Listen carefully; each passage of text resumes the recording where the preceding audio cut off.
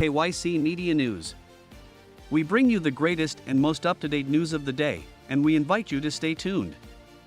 Russia again cuts natural gas exports through European pipeline. After decades of judicial oversight, John Hinkley Jr. has been released. Turkish authorities detain 10 people for wearing scarves with Kurdish flags to a wedding. Russia again cuts natural gas exports through European pipeline. Russia's Gazprom declared a decrease in flammable gas moves through a critical European pipeline for the second day straight Wednesday, making further energy unrest for Europe as it attempts to lessen its broad utilization of Russian oil and petroleum gas in the midst of the conflict in Ukraine. The state-possessed energy monster said on Twitter that conveyances through the Nord Stream 1 pipeline to Germany would be cut again Thursday, bringing the general decrease through the undersea pipeline to 60%. The drop in shipments of gas used to drive industry and create power would add up to approximately 16 billion cubic meters before the year's over, or around 10% of complete European Union gas imports from Russia, as per Simone Tagliapietra, an energy strategy master at the Bruegel think tank in Brussels. The new cut came a day after Gazprom said it would lessen streams by 40% after Canadian approvals over the conflict kept German accomplice Siemens Energy from conveying upgraded hardware. It faulted a similar issue for the extra decrease.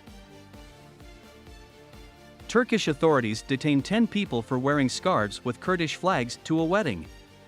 Turkish experts on Sunday confined 10 individuals during a wedding in Istanbul's Esenyurt region for wearing customary Kurdish scarves in the shades of the Kurdish banner, the Stockholm Center for Freedom detailed, referring to Turkish media. The husband-to-be, Mesut Karsik, and 9 visitors were kept for donning yellow, red, and green-shaded scarves. They were likewise blamed for singing Kurdish people tunes and spreading psychological militant promulgation.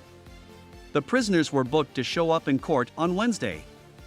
Yellow, red, and green are shades of the Kurdish banner, which was first utilized in 1920 by individuals looking for a free Kurdistan.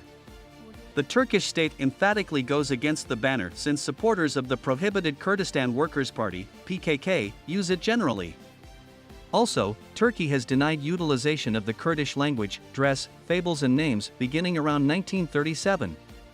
After a tactical upset in 1980, communicating in Kurdish was formally taboo even in confidential life.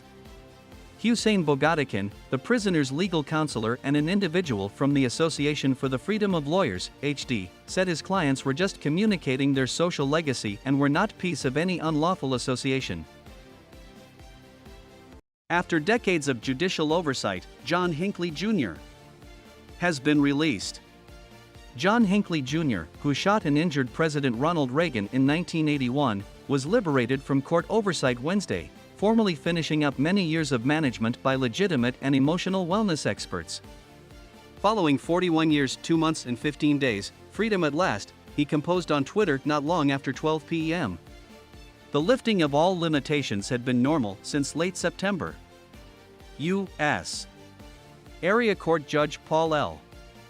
Friedman in Washington said he'd free Hinkley on June 15 in the event that he kept on X as intellectually stable locally in Virginia where he has resided beginning around 2016. Hinkley, who was vindicated by reason of madness, spent a long time before that in a Washington mental medical clinic. Opportunity for Hinkley will incorporate giving a show he plays guitar and sings in Brooklyn, New York, that is booked for July. He's now acquired almost 30,000 devotees on Twitter and YouTube as of late as the adjudicator slackened Hinkley's limitations before completely lifting every one of them. On the off chance that Hinkley had prevailed with regards to killing Reagan, he would have been an urgent verifiable figure. H.W. Brands, a student of history and Reagan biographer, wrote in an email to the Associated Press. All things considered, he is an off-track soul whom history has proactively neglected. Barbara A. Perry, a teacher and overseer of official examinations at the University of Virginia's Miller Center, said that Hinkley would be perhaps a jeopardy question. But his effect stays substantial in Reagan's heritage. For the president himself to have been so genuinely injured, and to return from that really made Ronald Reagan the legend that he became. Like the film legend that he was, Perry said. Friedman, the government judge managing Hinkley's case, said on June 1 that Hinkley has given no indications of dynamic psychological maladjustment since the mid-1980s and has displayed no fierce way of behaving or interest in weapons. "I'm certain that Mr. Hinkley will truly do well in the years staying to him," the adjudicator said during the consultation recently. He noticed that attorneys for the public authority and Hinkley have battled for quite a long time about whether Hinkley ought to be given expanding measures of opportunity. "It required us a long investment to arrive," he said, adding that there is presently consistent understanding. "This is an ideal opportunity to let John Hinkley continue on with his own personal business, so we will." Russia has hijacked 2 U.S. veterans in Ukraine. A couple of previous U.S. servicemen who chipped in for the Ukraine war exertion have supposedly been caught by Russian powers close to the city of Kharkiv during a totally insane mission. Alexander Druik, 39, and Andy Huyn, 27, were purportedly monitoring a rocket-motive projectile launcher when Russian tanks moved up on a 10-man Ukraine armed force crew last Thursday in the town of Izbitsk, 30 miles upper east of Kharkiv, the UK's Telegraph detailed Wednesday. "We know about unverified reports of 2 U.S. residents caught in Ukraine," the State Department told the Telegraph. "We are intently observing the circumstance and are in touch with Ukrainian specialists. Because of security contemplations, we have no further remark." Druik is a U.S. Armed Force veteran who served in Iraq and, his mom said, was experiencing PTSD and battling to hold a task prior to chipping in for the Ukrainian conflict exertion. "The U.S. government office have guaranteed me that they are giving their best for find him and that they are looking for him alive, not dead," Lois Druik told the Telegraph. "I'm doing my best not to go to pieces. I will areas of strength for remain. I'm exceptionally confident that they will keep him to trade for Russian POWs." Huyn is a U.S. Marine veteran who supposedly joined the Ukrainian conflict exertion in April. They are accepted to be the main U.S. veterans as detainees of Russia's conflict in Ukraine, joining a threesome of Britons who have been caught, as per the report. Aidan Aslin, Sean Pinner, and Andrew Hill. Aslin and Pinner were supposedly announced hired fighters last week and condemned to death by a court in the favorable to Russian Donetsk People's Republic. Returning the 2 American veterans will be a troublesome issue, especially as Russia could use them for sanctions help from the Biden organization. Ukraine's budget is underfunded and in desperate need of Western assistance. Ukraine's administration spending plan has a generally $5 billion a month shortage is as of now tapping its worldwide stores to back the whole and asset the conflict. However, Kyiv could run into inconvenience on the off chance that it doesn't get more assistance soon. Wars are pricey and extremely difficult to back. Ukraine has been tossed into a contention with a lot bigger and better financed foe, and it is battling to collect sufficient cash to proceed with its courageous obstruction against the Russian intruder.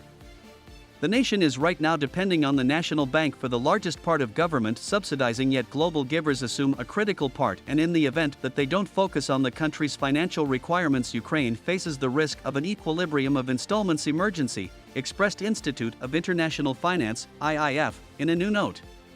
Kyiv is consuming simply more than $8 billion a month on military costs, yet furthermore needs to pay educators, firefighters, and specialists their wages, store the running of government and administration its obligation to forestall financial breakdown.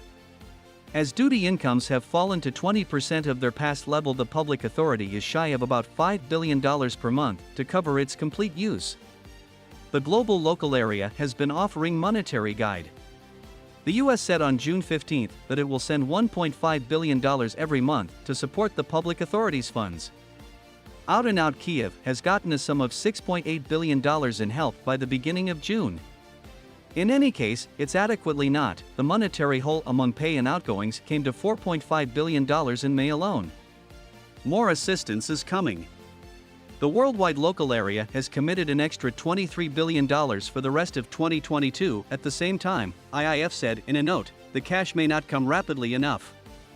With the worldwide capital business sectors shut, the public authority has no place else to go and has been tapping the National Bank of Ukraine, NBU, stores to back the conflict and anything it can get from giving conflict bonds. Ukraine went into the conflict in a relative solid monetary state with $28.1 billion for possible later use, identical to 5 months of import cover, an agreeable level, and a humble half obligation to GDP proportion. Be that as it may, from that point forward those stores are feeling the squeeze and slid to $25.1 billion in May. How an American woman aided in the training of ISIS terrorists. A U.S. resident has conceded to charges that she supported the purported Islamic State, or ISIS.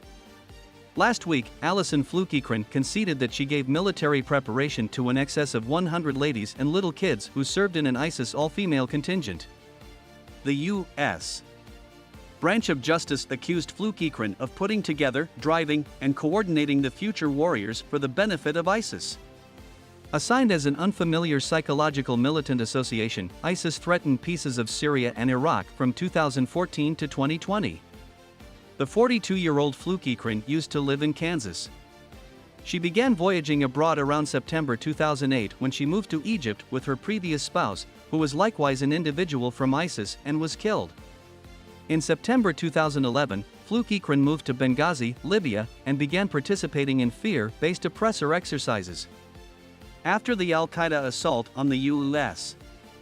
conciliatory mission around there, Flukikrin visited the obliterated mixtures and took no less than one box containing grouped archives. She then, at that point, moved to Syria and Iraq, where she straightforwardly upheld ISIS. Her exercises were not restricted to giving military preparation and backing to ISIS.